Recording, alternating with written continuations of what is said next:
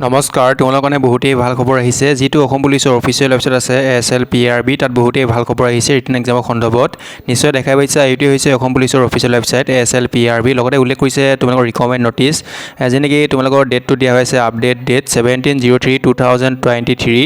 এইমাত্ৰ আহিছে আৰু লগে লগে মই জনাইছোঁ। লগতে তোমালোকৰ এডভাৰটাইজমেণ্ট নং উল্লেখ কৰিছে, লগতে তোমালোকৰ ডেছক্ৰিপশ্যন উল্লেখ কৰিছে। যি নেকি তোমালোকৰ নটিছ আছে তাত তোমালোকে ক্লিক কৰি দিবা। তাত ক্লিক কৰি দিয়াৰ লগে লগে তোমালোকৰ এই নটিছখন আহিব, নিশ্চয় দেখাই পাইছা। যেনেকৈ ইয়াত উল্লেখ কৰিছে তোমালোকৰ office of the chairman state level police recruitment board Assam Rehabari Guwahati. লগতে তোমালোকৰ ডেটটো মেনশ্যন কৰিছে 17/03/2023। এতিয়া আহিছে। লগতে তোমালোকক উল্লেখ কৰিছে নটিছ, যি নেকি তোমালোকৰ কম্বাইন ৰিটেন এক্সাম হ'বলৈ গৈ আছে আৰু তোমালোকৰ এক্সামটো হ'বলৈ গৈ আছে 02/04/2023 2 এপ্ৰিল তাৰিখে হ'বলৈ গৈ আছে। আৰু তোমালোকৰ সময়টো দিয়া হৈ আছে 10 AM to 12 noon। তোমালোকৰ এক্সামটো হ'ব 10টাৰ পৰা 12টালৈ।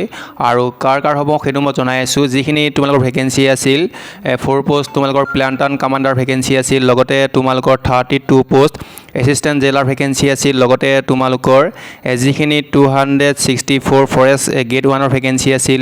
লগতে যিখিনি তোমালোকৰ 42 পোষ্ট ছাব ইন্সপেক্টৰৰ তোমালোকৰ ভেকেঞ্চি আছিল AB। লগতে ছাব ইন্সপেক্টৰ যিখিনি তোমালোকৰ APR আণ্ডাৰ ভেকেঞ্চি আছিল। লগতে তোমালোকৰ 17 post sub inspector UB vacancy আছিল।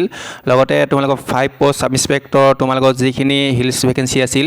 এই ভেকেঞ্চিসমূহ তোমালোকৰ ৰিটেন এক্সাম হ'বলৈ গৈ আছে আৰু তাৰ কাৰণে তোমালোকৰ AB কাৰ্ড দিবলৈ গৈ আছে। তোমালোকৰ 20/03/2023 পৰা তোমালোকৰ AB কাৰ্ড পাব্লিছ কৰি দিব, যি নেকি তোমালোকৰ টাইমটো দিয়া হৈছে 11 AM। আৰু সকলোৱে ধুনীয়াকৈ প্ৰিপেৰেশ্যন চলোৱা, যিসকলে এই ভেকেঞ্চিসমূহত এপ্লাই কৰিছিলা। আৰু AB কাৰ্ড ডাউনলোড কৰিব হ'লে তোমালোকৰ এপ্লিকেশ্যন নাম্বাৰ বা নেম, তোমালোকৰ ডেট অফ বাৰ্থটো প্ৰয়োজন হ'ব। আৰু লগতে তোমালোকৰ যদি কিবা অসুবিধা দেখা দিয়ে তেতিয়াহ'লে তোমালোকৰ টেকনিকেল ছাপৰ্ট নম্বৰ দিয়া হৈ আছে, যি নেকি তোমালোকৰ 9667062063। আৰু যি নেকি তোমালোকৰ চেণ্টাৰ চিলেকশ্যন কৰিব লাগিব, তোমালোকে নিজে চিলেকশ্যন কৰিব লাগিব।